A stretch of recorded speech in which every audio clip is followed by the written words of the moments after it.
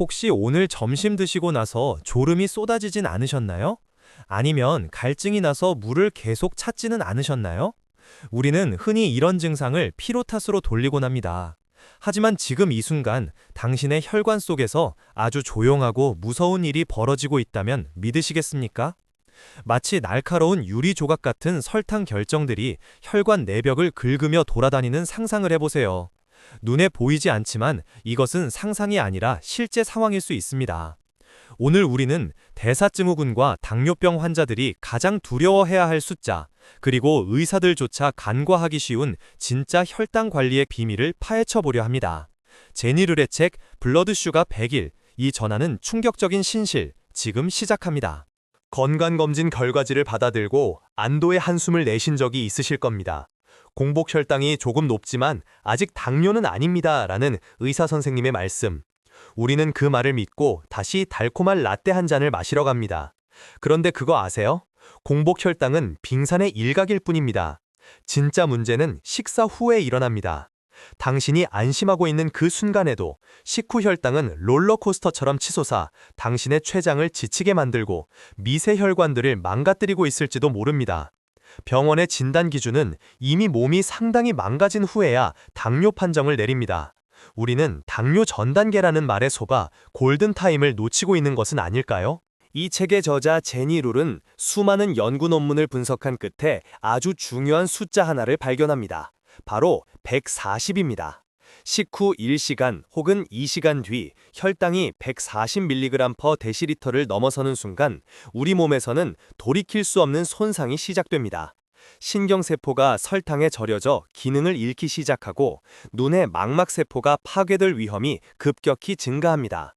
그런데 대부분의 가이드라인은 식후 혈당 180, 심지어 200까지도 괜찮다고 말합니다.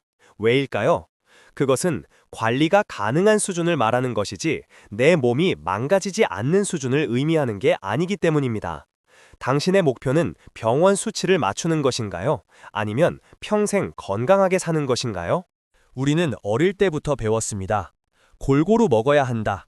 곡물은 에너지원이다. 하지만 대사증후군이 있는 분들에게 탄수화물은 에너지가 아니라 독소에 가깝습니다. 밥 한 공기, 빵 한 조각이 뱃속에 들어가면 순식간에 포도당으로 분해되어 혈류로 쏟아져 들어옵니다. 정상적인 사람은 인슐린이 나와서 이 당을 세포로 넣어주지만 우리는 인슐린이 제대로 작동하지 않거나 부족합니다. 결국 처리되지 못한 당은 혈관을 떠돌며 염증을 일으킵니다. 저자는 말합니다. 당뇨병은 탄수화물 대사장애다. 탄수화물을 처리하지 못하는 몸에 계속 탄수화물을 붓는 것은 불난집에 기름을 붓는 것과 다를 바가 없습니다. 혹시 당뇨약을 드시고 계신가요? 약을 먹으니까 밥을 좀 더 먹어도 되겠지 생각하시나요? 이것은 매우 위험한 착각입니다. 대부분의 당뇨약은 억지로 췌장을 짜내어 인슐린을 더 만들게 하거나 간에서 당을 못 만들게 막는 방식입니다. 원인을 해결하는 게 아니라 증상을 억누르는 것이죠. 약을 믿고 식습관을 고치지 않으면 췌장은 과로 끝에 결국 완전히 멈춰버릴 수 있습니다. 그러면 남은 건 인슐린 주사뿐입니다. 제니 룰은 강조합니다. 약은 보조수단일 뿐 진짜 치료제는 당신의 접시 위에 있습니다. 약으로 덮어둔 수치 뒤에서 합병증은 조용히 자라나고 있다는 사실을 잊지 마세요. 그렇다면 도대체 무엇을 먹고 무엇을 먹지 말아야 할까요? 인터넷에는 현미가 좋다, 여주가 좋다, 온갖 정보가 넘쳐납니다. 하지만 사람마다 몸 상태는 다릅니다. 누군가는 사과 반쪽에도 혈당이 치솟고 누군가는 괜찮습니다. 이 혼란 속에서 유일한 진실을 말해주는 친구가 있습니다. 바로 혈당 측정기입니다. 저자는 이를 E to the meter, 즉 측정기에 맞춰 먹어라 라고 부릅니다. 혈당 측정기는 당신의 몸이 특정 음식에 어떻게 반응하는지 실시간으로 보여주는 성적표이자 내비게이션입니다. 손가락을 찌르는 따끔함이 싫어서 피하고 계셨나요? 그 작은 따끔함이 훗날 다리를 절단하는 고통을 막아줄 유일한 열쇠입니다. 자, 이제 실험을 해봅시다. 내일 아침 평소처럼 식사를 하세요. 그리고 정확히 식사 시작 1시간 뒤, 그리고 2시간 뒤에 혈당을 재보세요. 만약 수치가 140을 넘었다면 그 메뉴는 당신에게 독입니다. 아무리 방송에서 건강식이라고 떠들어도 소용없습니다. 당신의 몸이 거부하고 있는 것입니다. 선식, 통밀빵, 과일 주스, 건강하다고 믿었던 음식들이 배신하는 순간을 목격하게 될 겁니다. 충격받지 마세요. 이 순간이 바로 치유의 시작입니다. 무엇이 나를 아프게 하는지 알게 되었으니까요.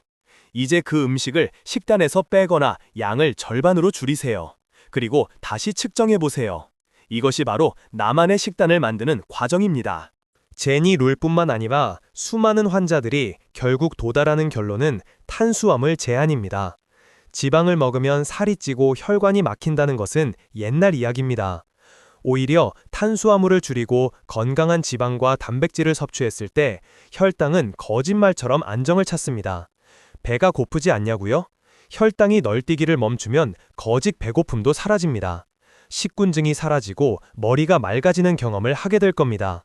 밥을 줄이는 것이 처음에는 고통스러울 수 있습니다. 한국인은 밥심이라고 하니까요. 하지만 밥 대신 고기, 생선, 두부, 잎채소를 배불리 드세요. 굽는 것이 아니라 연료를 바꾸는 것입니다. 더 깨끗하고 효율적인 연료로 말이죠. 식단을 바꾸기 시작하면 뇌는 저항합니다. 당이 필요해, 달콤한 게 먹고 싶어 라고 소리칩니다. 이건 당신의 의지가 약해서가 아닙니다. 급격히 올랐던 혈당이 떨어지면서 뇌가 에너지가 부족하다고 착각하는 가짜 배고픔입니다. 이때 무너지면 다시 악순환입니다. 이 고비를 넘기는 팁을 드릴게요. 견과류 한 줌, 치즈 한 조각, 혹은 물 한 컵을 드시고 20분만 기다려보세요.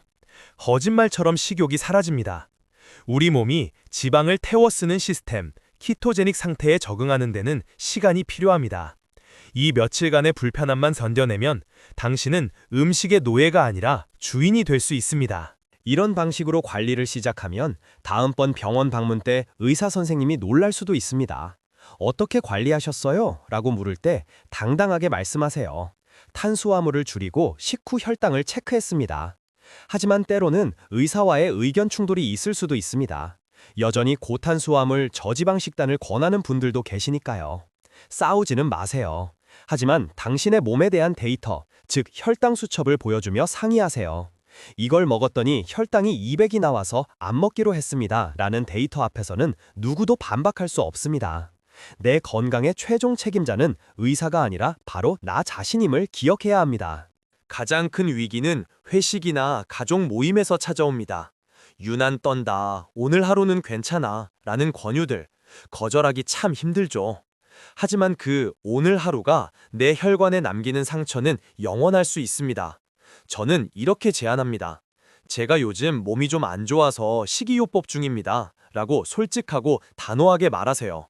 그리고 회식 자리에서는 고기 위주로 드시고 밥과 냉면은 정중히 사양하세요. 술은 증류주나 드라이 와인 한두 잔 정도로 제한하세요. 남들의 시선보다 중요한 건 내일 아침 나의 공복 혈당입니다. 나를 진정으로 아끼는 사람이라면 당신의 노력을 응원해 줄 것입니다. 우리의 궁극적인 목표는 당화혈색소 HbA1c를 5%로 유지하는 것입니다. 당화혈색소는 지난 3개월간의 혈당 평균 점수입니다. 6%가 넘어가면 이미 위험 신호이고 7% 이상이면 합병증의 문이 열린 것입니다. 제니 룰의 연구에 따르면 당화혈색소를 5% 중반대로 유지했을 때 당뇨 합병증의 위험이 거의 사라졌다고 합니다. 140 이하의 식후 혈당을 유지하면 당화혈색소는 자연스럽게 따라옵니다. 이것은 불가능한 목표가 아닙니다. 수많은 사람들이 식당 조절만으로 이 수치에 도달했습니다. 당신의 피가 끈적한 시럽에서 맑은 강물로 바뀌는 과정, 그 증거가 바로 이 숫자입니다. 잠시 무거운 이야기를 해야겠습니다. 당뇨병성 망막병증, 족부궤양, 신부전, 이름만 들어도 무시무시한 이 합병증들은 혈당이 높은 상태로 방치된 시간만큼 비례해서 찾아옵니다. 나중에 관리하면 되겠지라는 안일함이 어느 날 갑자기 눈앞이 뿌옇게 보이거나 발의 감각이 사라지는 공포로 돌아옵니다. 하지만 희망적인 것은 지금 당장 혈당을 잡으면 이 진행을 멈추거나 늦출 수 있다는 사실입니다. 이미 손상이 시작되었더라도 철저한 혈당 관리로 기능을 보존할 수 있습니다. 공포는 피하는 것이 아니라 직면하고 대비할 때 사라집니다. 지금 당신의 한 끼 식사가 당신의 눈과 발을 지키고 있습니다. 식단을 완벽하게 지키는데도 혈당이 오를 때가 있습니다. 왜일까요? 바로 스트레스와 수면 부족 때문입니다. 스트레스를 받으면 우리 몸은 코르티솔이라는 호르몬을 뿜어내는데 이 녀석이 혈당을 쫙 끌어올립니다. 잠을 못 자도 마찬가지입니다. 제니롤은 식단만큼이나 마음의 평안과 휴식이 중요하다고 강조합니다. 혈당이 잘 안 잡힌다면 자신을 너무 몰아세우지 마세요. 아, 내가 지금 스트레스를 받고 있구나 라고 인정하고 잠시 심호흡을 하거나 산책을 하세요. 잘 자고 잘 쉬는 것, 그것도 아주 중요한 치료법입니다. 몸과 마음은 하나로 연결되어 있으니까요. 식단이 수비라면 운동은 공격입니다. 특히 식후 30분 뒤에 하는 가벼운 걷기나 스쿼트는 혈액 속의 포도당을 근육이 바로 가져다 쓰게 만듭니다. 인슐린 없이도 혈당을 떨어뜨릴 수 있는 최고의 방법이죠. 거창한 헬스클럽이 필요 없습니다. TV를 보면서 제자리 걸음을 하거나 계단을 이용하는 것만으로도 충분합니다. 근육은 우리 몸의 거대한 설탕 저장소입니다. 근육이 늘어날수록 당신이 먹은 탄수화물을 처리할 수 있는 용량도 커집니다. 오늘부터 허벅지 근육을 치우세요. 그것이 당신의 노후를 지켜줄 가장 든든한 보험입니다. 어떤 분들은 묻습니다. 이 짓을 평생 해야 하나요? 네, 솔직히 말씀드리면 그렇습니다. 대사증후군은 완치되는 병이 아니라 관리하는 병입니다. 하지만 너무 절망하지 마세요. 처음에는 억지로 참는 것 같았던 저탄수화물 식단이 시간이 지나면 자연스러운 입맛으로 변합니다. 자극적인 단맛보다 재료 본연의 맛을 즐기게 되고 몸이 가벼워지는 것을 느끼면 예전의 식습관으로 돌아가고 싶지 않아질 겁니다. 이것은 제한이 아니라 새로운 라이프 스타일의 선택입니다. 건강하고 활력 넘치는 삶을 위해 맛없는 설탕 덩어리들을 기꺼이 버리는 것이죠. 혈당 관리는 마라톤입니다.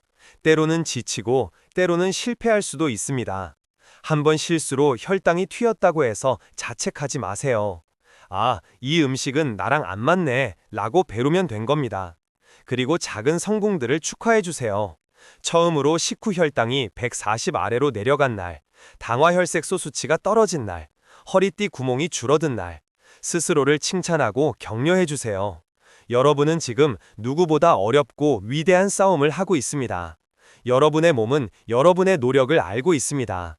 그리고 반드시 보답할 것입니다. 제니 룰은 말합니다. 의사가 당신의 건강을 책임져 주지 않는다. 지식이 당신을 구원할 것이다.